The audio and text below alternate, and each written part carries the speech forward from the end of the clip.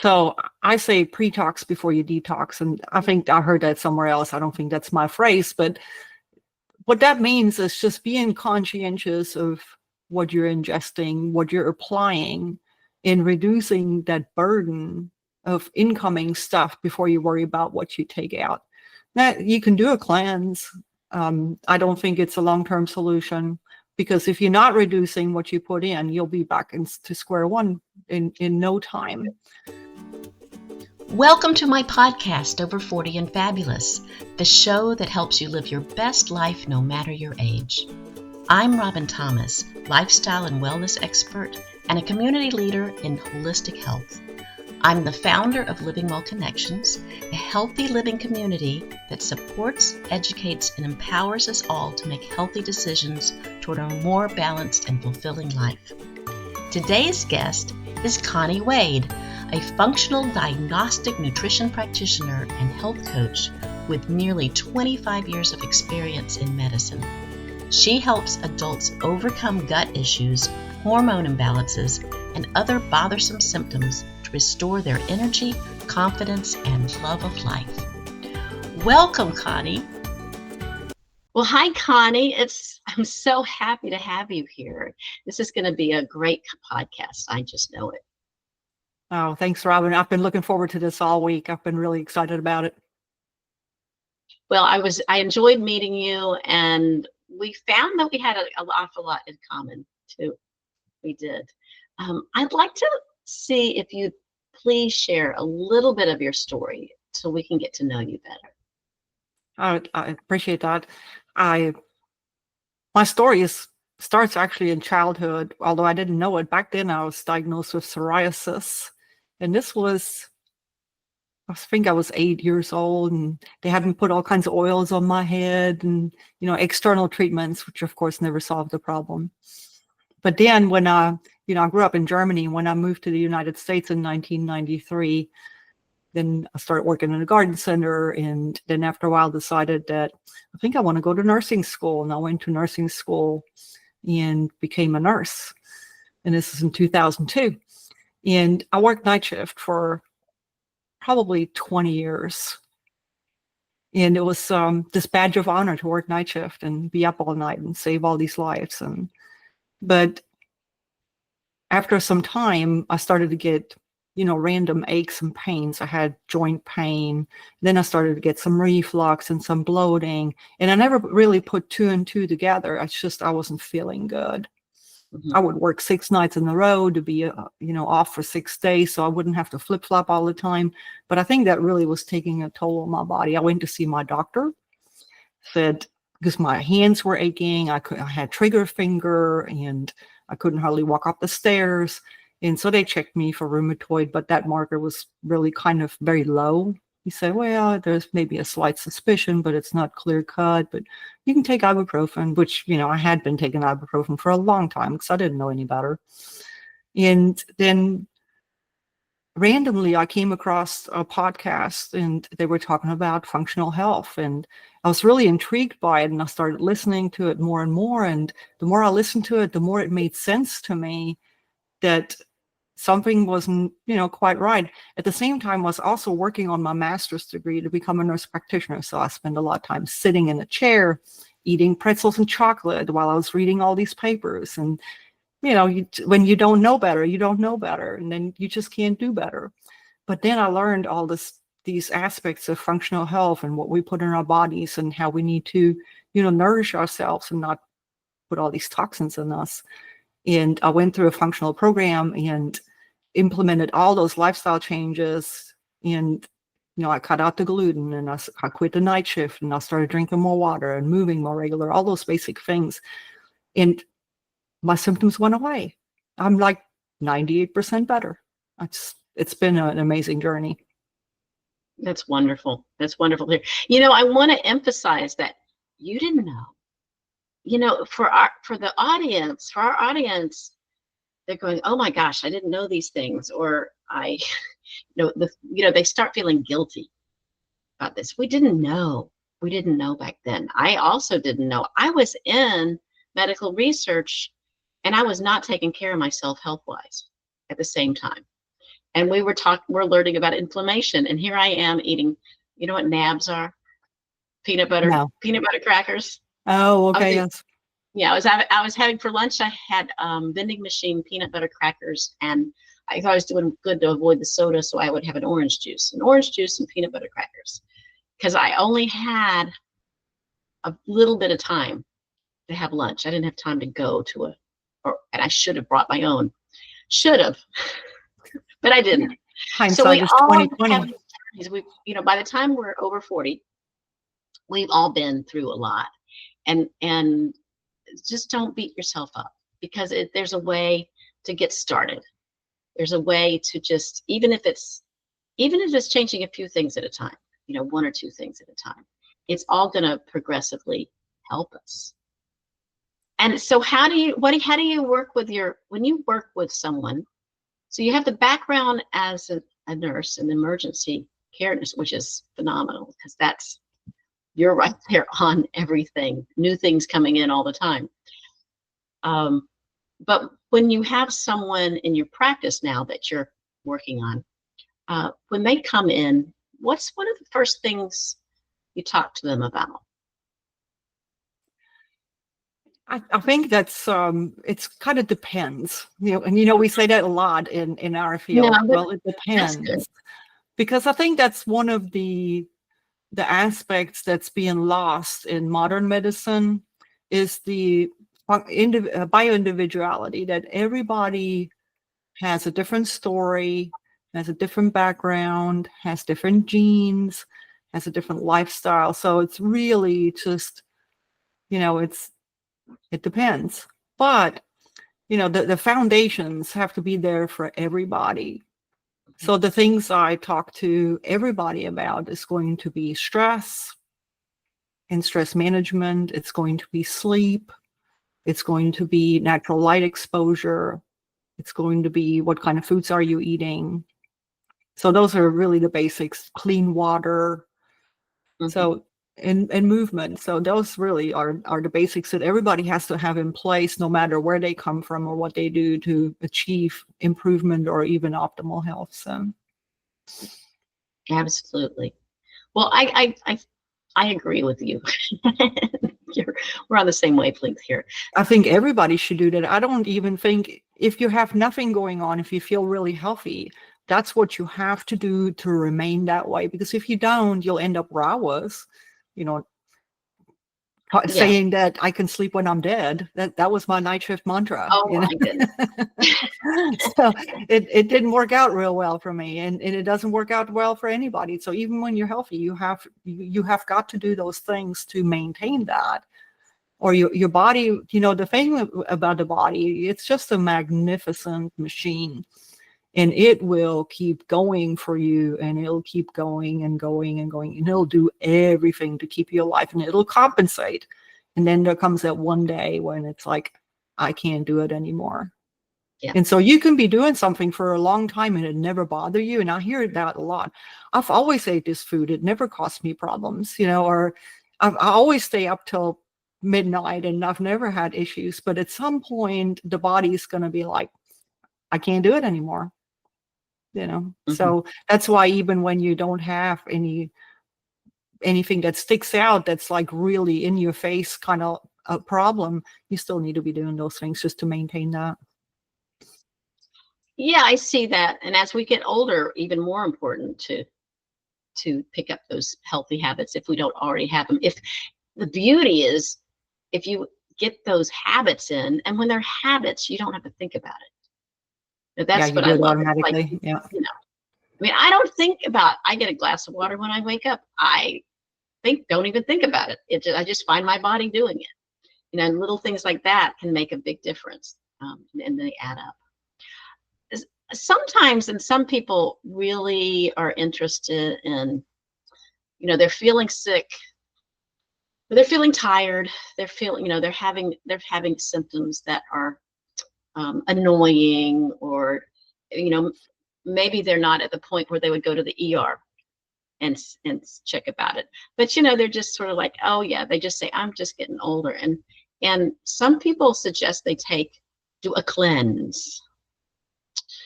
And a cleanse, tell me a little bit about your feelings about the cleanse and what we can do instead of doing a cleanse. Well, um, in my mind, it really is more important to work on what we put in our bodies before we worry about what we take out.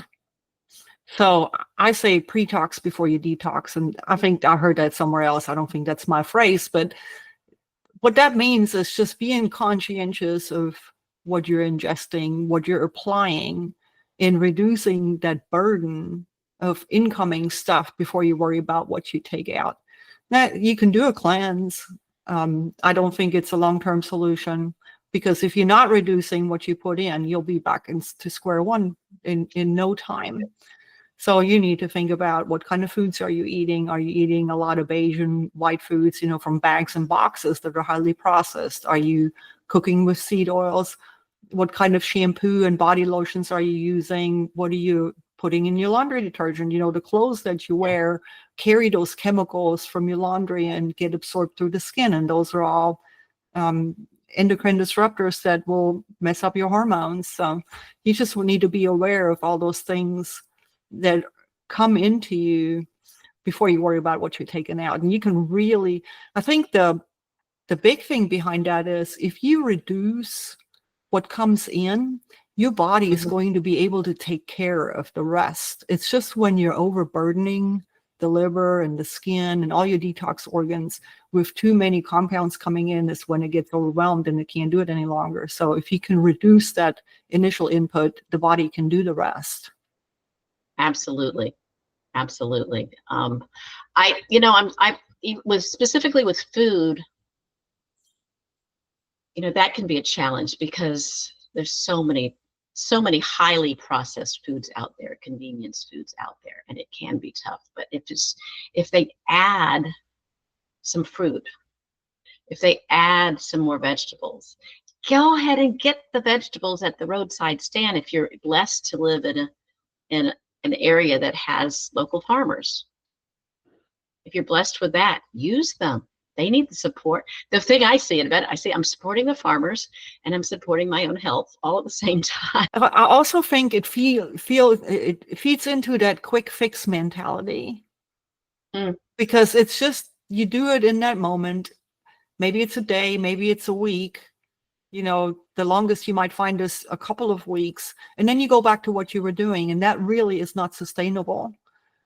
So what I help my clients achieve is to incorporate those actions into their lifestyle so they become second nature and they don't have to resort to that quick fix. So yeah, I think that's what a cleanse, it kind of, it's not as quick as taking a pill, but it's not as life-sustaining, as long-term as a lifestyle change would be. That just becomes part of what you do every day. Yeah, absolutely. I think lifestyle is a huge, important part of our health.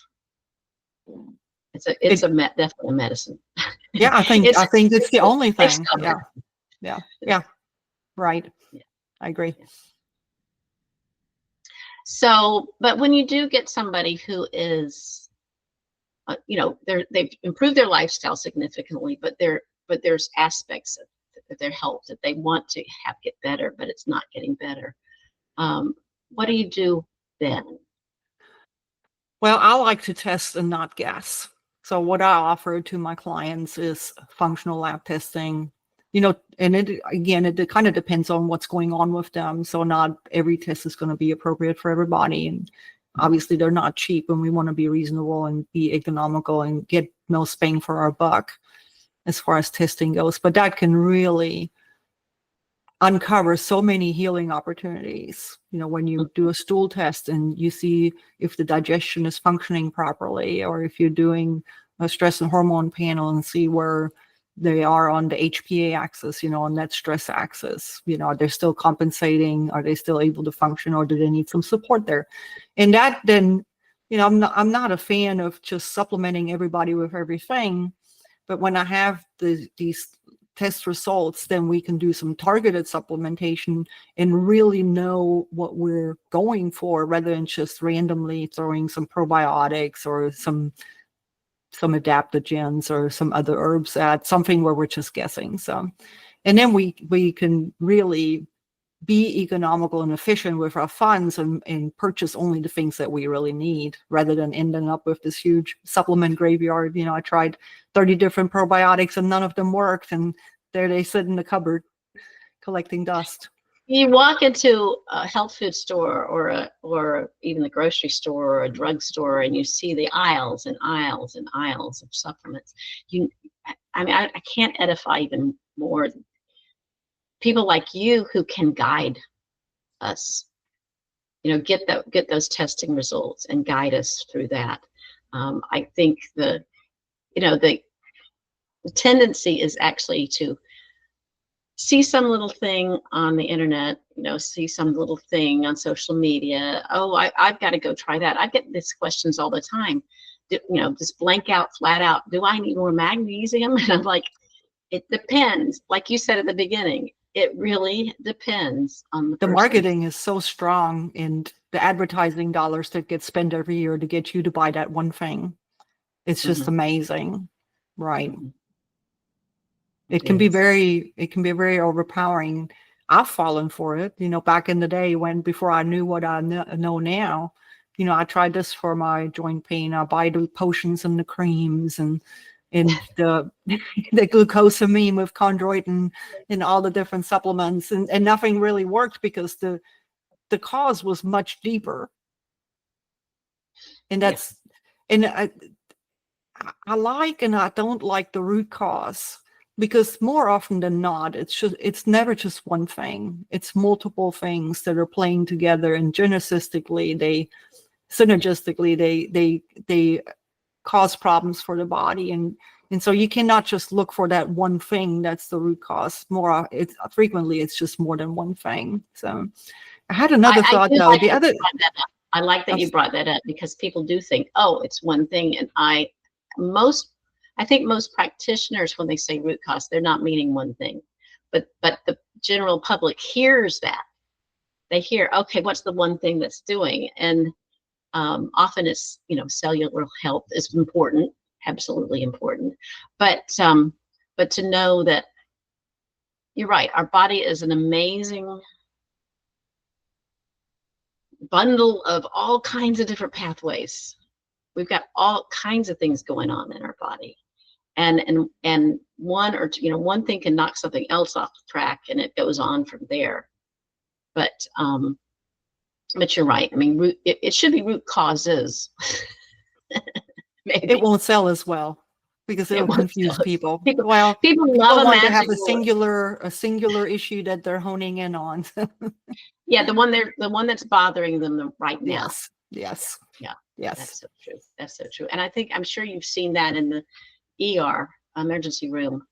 People are coming in when one of their symptoms is raised a lot higher than the others, and that's all they're fixated on. And that's the other part that kind of got me into this field after I fixed myself, and then I started working as a nurse practitioner. And I'm in the ER, and somebody comes in with abdominal pain, and I'm able to, solve their problem right there in the moment. I alleviate their pain, but then I get all the tests back, and everything was normal. The blood work was normal, the CAT scan was normal, and there was nothing for me to actually treat other than just the only thing I could do for them in the emergency room is solve their pain. And so now I want to help people outside of that world to actually figure out why they're having the pain. So I know they're having the pain. It's just I can't find anything with the conventional labs and testing. So, and also for prevention. I think in this, with your own clients, you're looking at prevention. Help them to prevent them from having to come to the ER. Absolutely. If we solve your digestion issue, then maybe you won't be having the pain.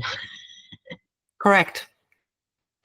It's just the functional labs have really allowed me to help my clients dig deeper and figure out what is malfunctioning that we can address. And that's what I like. One other aspect I really like about being able to offer this to my clients is they don't have to go anywhere. The majority of them they can complete in the comfort of their home. They don't have to go to a lab to get blood drawn or to the doctor to get blood drawn. So they can do most of those tests at home. And it's really, really easy, very accessible. Oh, that's good. That's good. And then they can mail them off to drop them off to be sent to the lab. Yeah, I think that's becoming the way of the future. It should be. Yeah, it really should be, because the gatekeeping is really strong, and everybody should have access to the knowledge. Mm-hmm. Oh gosh, this has been great. This has been great. Do you have anything else that I didn't ask that maybe you'd like to tell us? I just want to encourage everybody, when we provide our bodies the environment that it desires, it is able to heal itself. So I don't want anybody to be frustrated or giving up hope, because there's always a way to solve whatever problem one has. Mm-hmm. Sometimes you need somebody to guide you, because there's so much information out, and it's really difficult for people to sort through and not get overwhelmed. And that's when you can have a partner that helps you sift through all the noise and find the nuggets that will be helpful for you, that can really make a big difference. That's great. Great. I'm particularly like sift through the noise, because I'm data driven, just in training, and my husband is data driven, but it's still, you get so much data, you get so many tests and things done, and you kind of look at it and shake your head and like, okay, so what does this mean? Right. And that's where a good practitioner can be really helpful, to help you figure out what does it mean. Well, this has been delightful, and thank you so much for coming on the podcast. I'd love for you to let us know the best way to get in touch with you. Do you have a website? I do have a website. The website is wadewellness.org. So it's pretty easy to remember, I think. I'm also on Instagram, Wade_wellness. So the names are the same everywhere. I do have a private Facebook group where I go live once a week and have interactions with anybody that wants to be part of that, ask questions and submit topics for discussion. So that's been really great. So those are the 3 places to find me. And that's wonderful. And like I do with all my podcasts, I will put the links right in the show notes so everybody can find it easily. Super. Again, thank you so much. This has been a delight. Thank you, Robin. It's been a pleasure to be here. Thank you so much for joining me at my Over 40 and Fabulous podcast. If this podcast has been helpful for you, don't forget to like, subscribe, and share this episode with those in your life who need to hear this empowering message. And don't forget to download my free gift, 5 ways to get started with healthy habits without getting overwhelmed. This free guide leads you through 5 small steps that will allow you to ease into healthy habits until they become a natural part of your life. It's wonderful if you're just not quite sure how to get started. To get this helpful guide, go to robinthomas.is/community support, and I will put it in the show notes too. Drop in your email and it will arrive straight to your inbox. Bye for now, and I'll see you